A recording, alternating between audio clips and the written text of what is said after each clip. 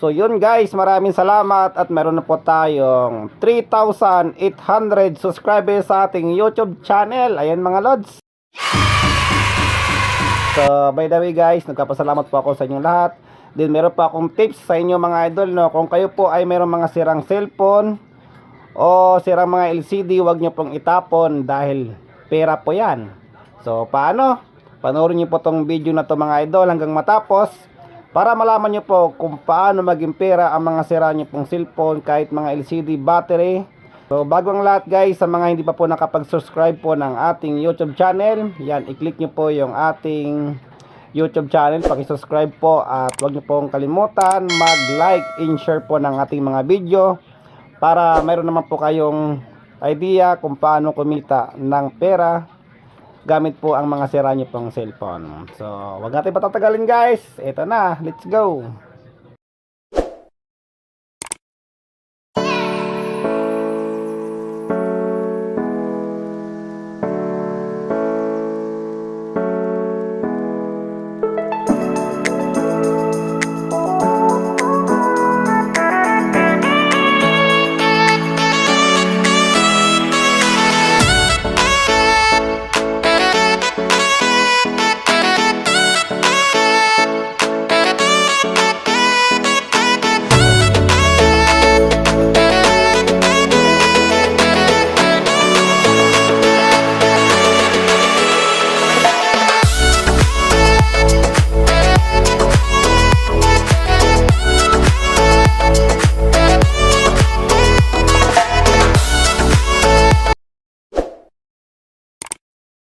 So guys, turo ko po sa inyo, no, sa lahat po ng mga hindi nakakaalam, kaya marami pong bumibili ng mga board ng cellphone o mga CPU, basta mga lahat ng mga board binibili kasi ngayon kasi nagmahal yung ginto. So pag nagmahal yung ginto, tumataas yung presyo ng mga board.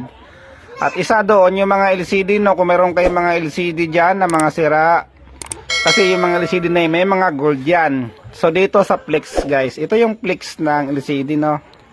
So turo ko sa inyo kung saan yung gold. Ito, kung nakikita nyo ba yung ngipin na yan. So nandito yung gold na yan, no.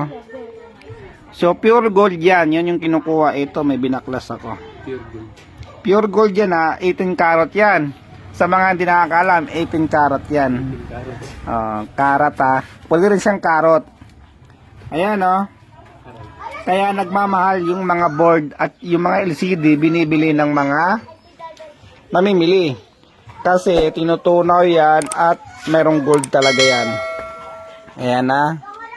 So kung ngayon kung meron kayong gantong mga LCD, yung mga flex ng LCD nyo, puntahan nyo na. Kunin nyo na yan at ibenta nyo. Kinilo guys.